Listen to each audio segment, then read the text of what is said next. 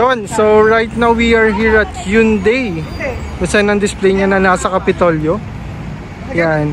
So i-quick review natin tong Hyundai Creta. I-walk in natin or walk through sa Creta na top of the line.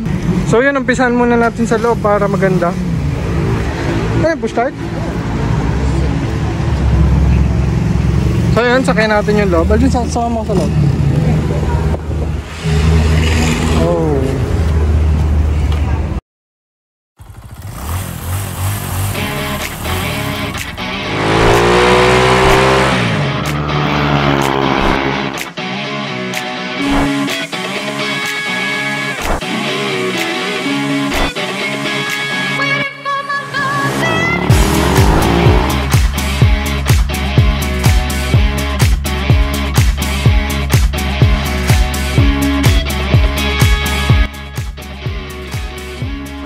So yun, wini-wait natin si Aldwin para sa Creta.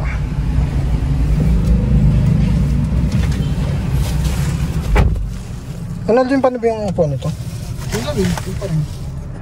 Ay, manual. Manual yung upo ng Creta. Tapos meron dyan, yung dito, may side. Tinataas, para pumasok po. Etong side, ito yung... manual pa rin pero di bomba? Okay. Tapos yung isa sa likod. Yung hinihila-hila. Tapos yung manual yung aircon, manual adjustment. Yan, pag buhay naka-blue. Patay. Tapos ito sa rear, ito yung thermostat. Thermostat fan. So ito, ilang inch to? 8 inch display. 8 inch. Anong mga nakakonect dyan? Android o? Android. Pati iPhone, Apple CarPlay. Siyempre dapat yung mga iPhone fully paid na. Tapos to wireless charger dito. iPhone. Wala nang switch, lagi naka-on. Basta ipatong mo dyan yung cellphone mo, automatic mag-ano yan na magcha-charge. Etong sa drive at saka traction. Doon yun, sa mga sports. Dito mo lang. Pagka na... Pwede yun sa mga snow. Kung ano magiging traction niya. Tapos yan. Pwedeng eco, normal, sports, smart. Ako ng klase ng drive. So yun, gets. Isa-set mo rito ko, paano pataas? Ito. Pindutin mo ulit. Pagka nakaset, pipindutin mo, halimbawa naka-drive, pindot, tas sa traction, ililipat-lipat mo. Then, igaganon mo para mag-switch. Dun pala magbabago yan, no? Kung maging smart. Ano smart? Kung ano, halimbawa, ma-overtake ka. Pag overtake mo at alam na ang sasakyan na nabitin, automatic, siya na yung mag-a-adjust. Magpre-preno? Hindi, mag-a-adjust siya. Halimbawa, lilipat siya sa sports. Okay. Di na didetect yung nasa harapan. Okay. Very smart na, no? Tupakan mo rin, no? Tutupakan ko. Tapos, pag i-under mo, automatic, kahit hindi mo pindutin ito pababa. Pag naka-smart? Hindi, kahit hindi siya naka-smart, automatic. Pero pag ipapark mo siya, kaalbitin mo. Pagka naka-handbrake, pagka i-drive mo, matatanggal yung handbrake, tama? Halimbawa, tapa mo yung preno. Halimbawa, i-drive mo siya. Kahit hindi mo na siya pindutin. Auto-release? Bitaw mo yung preno. Nakusa na siya, andar. Okay. Tapos pag i-pinark mo, i-handbrake mo. Kailangan pa rin, no? Tapos kahit bitaw mo na preno. Ano to, no? Automated? Ano yung automatic? So yun, ito all power naman, power window. Siyempre sa year ngayon kailangan ng all power. Ito Aldwin, itong cluster, paano kung gusto kong palitan ng itsura? I-point pa natin.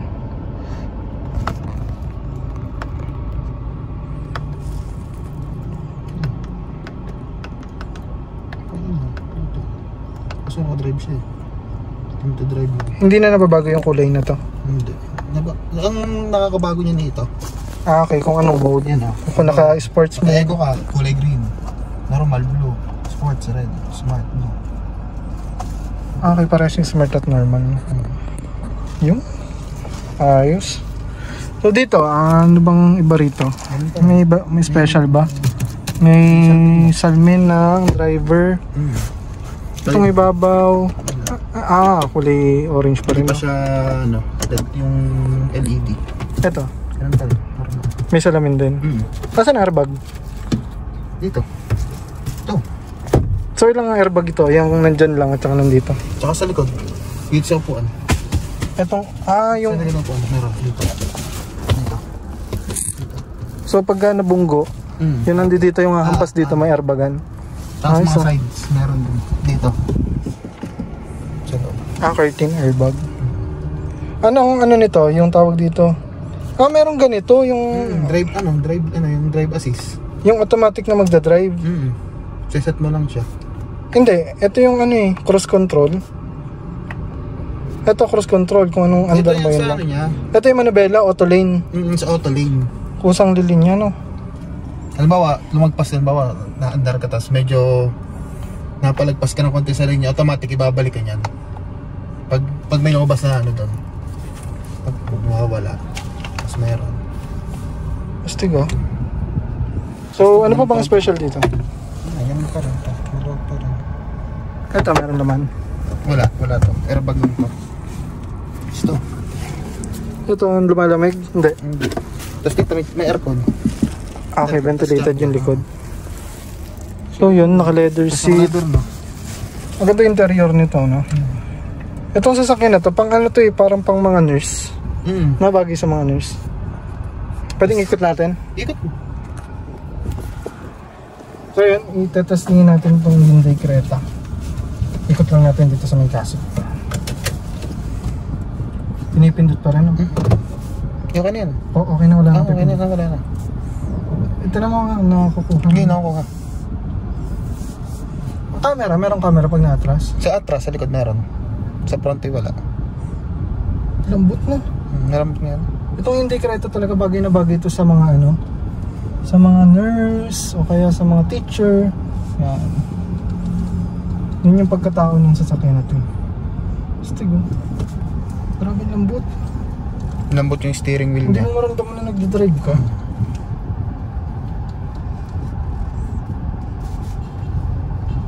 Lambot to. Tapos may airbag. Airbag dito rin puputok pala. Meron din. Busina tsaka airbag.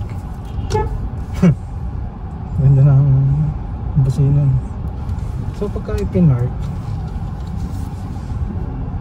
anong makina nito? 1.5 1.5 na. IBT.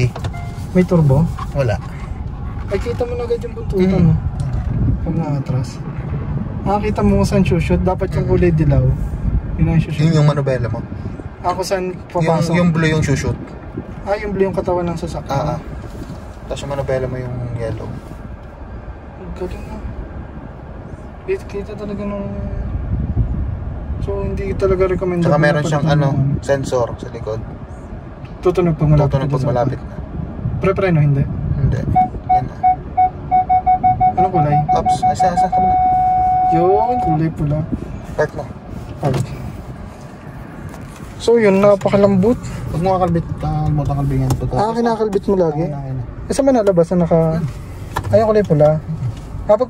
Pagpababa? Pwede.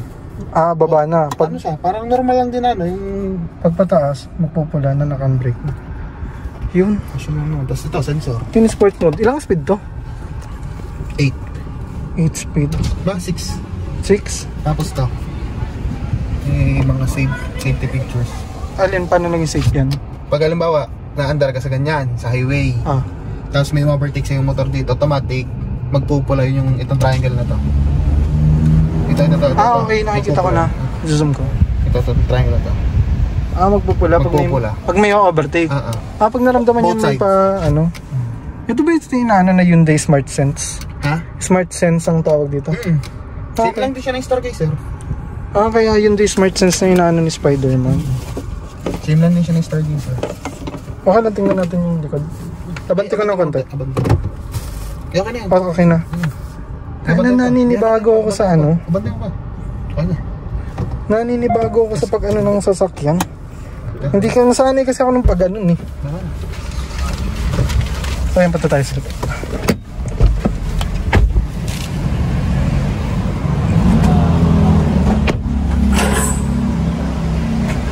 Yun, ito yung back.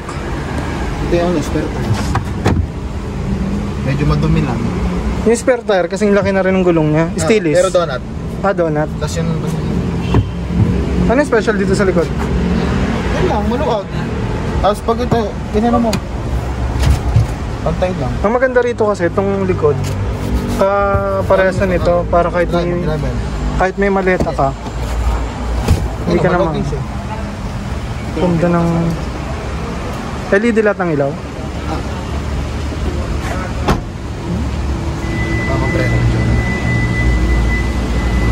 Pailawin yung likod.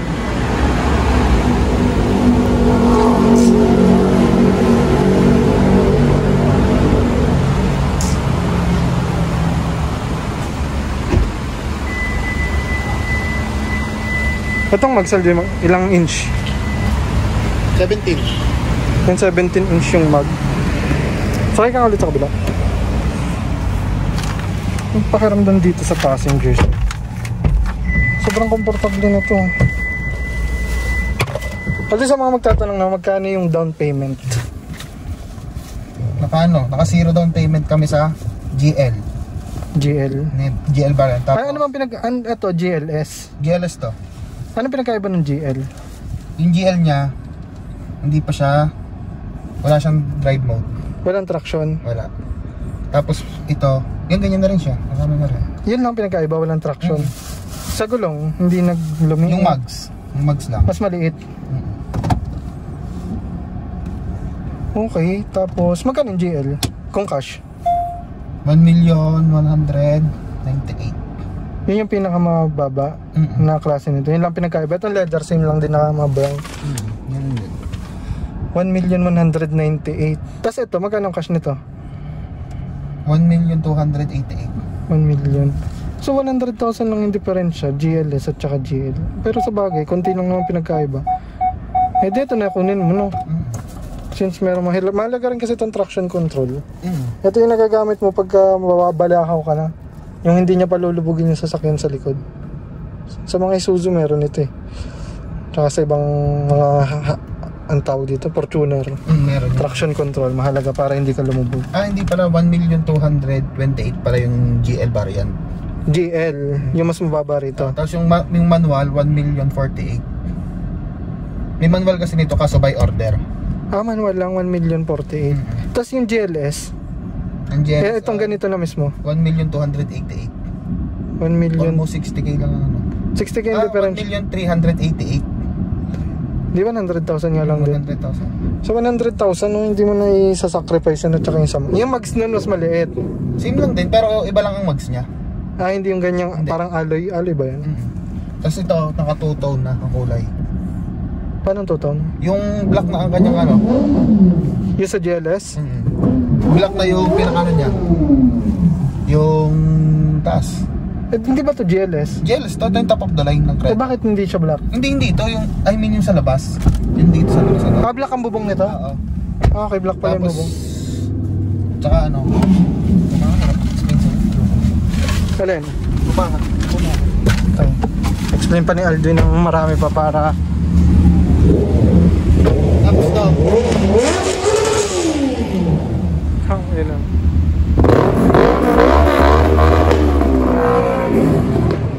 Wait lang. Ito. Yung continue.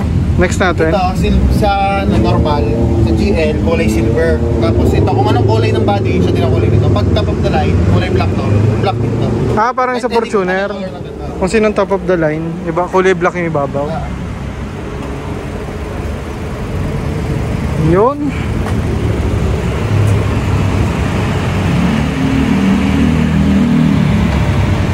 So yung kung gusto niyo mag-inquire, lalagay ko na yung number ni Aldwin dito sa Hyundai Creta. Pwede natin tingnan yung ano, eto makina.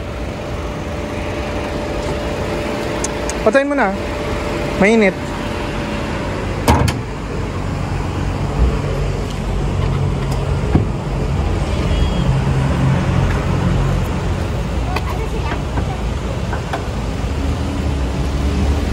$1.5 to. Hindi katulad dun sa Hyundai Accent na 1.4. Hindi, 1.5 siya. 1.5 na dual overhead cam, 16 valve. Medyo madumi lang. Alam mo na, pagka DOH na nakalagay dyan.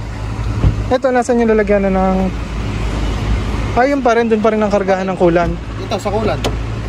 Diyan ka na lang maglalagay, hindi na Coolant. rito. Ito sa ano? Sa wiper. Dito ang battery. Sa brake fluid. Kasi ito yung sa radiator. 1.5 no, dual overhead cam. Sa 6 speed. 6 Sure ka 6 speed yan ha? Yan, yun lang naman ang maganda kay Creta. Pang doktor, pang nurse, pang teacher. Yan, so mamontage natin.